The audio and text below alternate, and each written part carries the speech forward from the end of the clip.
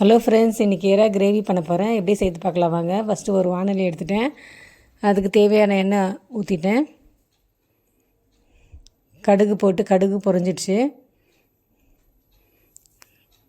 அடுத்தது இந்த வெங்காயம் 2 வெங்காயம் பொடிசாக நறுக்கி வச்சுருக்கேன். அதையும் போட்டாச்சு அதில் எண்ணெயில். இது நல்லா நம்ம பொன்னிறமாக வதக்கணுங்க. 3 பச்சை மிளகாய் அதில் போட்டுவிட்டேன். அதுவும் நல்லா வதங்கிச்சு. அது கருவேப்பிலை போட்டுவிட்டேன். அதுக்கப்புறம் இஞ்சி பூண்டு பேஸ்ட் 1 ஸ்பூன் அளவுக்கு அதை போட்டுவிட்டு அதையும் வதக்கணுங்க.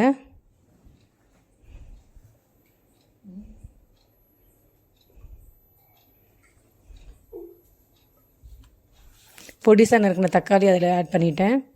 அதையும் போட்டு நல்லா வதக்கி விடணும்.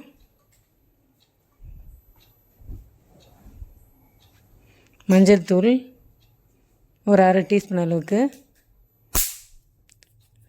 குழம்பு மிளகாய் தூள் 3 ஸ்பூன் அளவுக்கு போட்டு வதக்கணும்.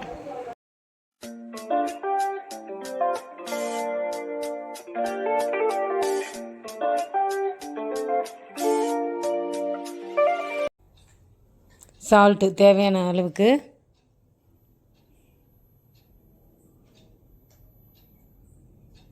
அப்புறம் நம்ம கட் பண்ணி வச்சுருந்த கத்திரிக்காயும் உருளைக்கிழங்கும் அதில் ஆட் பண்ணிட்டேன். இந்த மசாலா அந்த காயில் சேரணும்.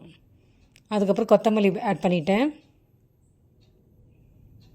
இதை போட்டு நல்லா வதக்கி விடணும். அதுக்கப்புறம் இந்த க்ளீன் பண்ணி வச்சுருக்க இந்த இறாவை அதில் கொட்டிட்டேன். இறாவை நல்லா போட்டு அந்த காரம் உப்பு எல்லாம் சேர்கிற மாதிரி நல்லா வதக்கி விடணும். இப்போ தேவையான தண்ணி ஊற்றிட்டேன். இப்போ இது கலரி விடணும், மிக்ஸ் பண்ணி விடணும்.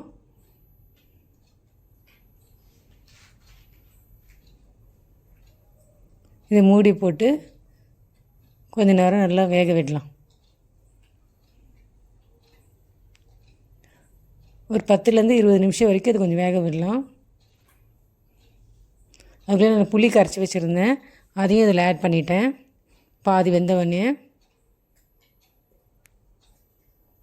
மிளகுத்தூள் ஆட் பண்ணிட்டேன்.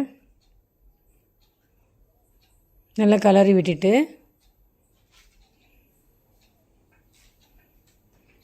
திரும்பி ஒரு மூடி போட்டு கொஞ்ச நேரம் வைக்கணும். ஒரு 5 மினிட்ஸ் வச்சா போதும். அவ்வளோதாங்க, கிரேவி ரெடி ஆகிடுச்சு. பார்த்திங்களா? இது இட்லி தோசைக்கு சூப்பராக இருக்கும், சப்பாத்திக்கு நல்லாயிருக்கும், ஒயிட் ரைஸ்க்கும் சாப்பிட்லாங்க. இந்த வீடியோ பிடிச்சிருந்தால் லைக் பண்ணுங்கள், சப்ஸ்கிரைப் பண்ணுங்கள், ஷேர் பண்ணுங்கள், கமெண்ட் பண்ணுங்கள்.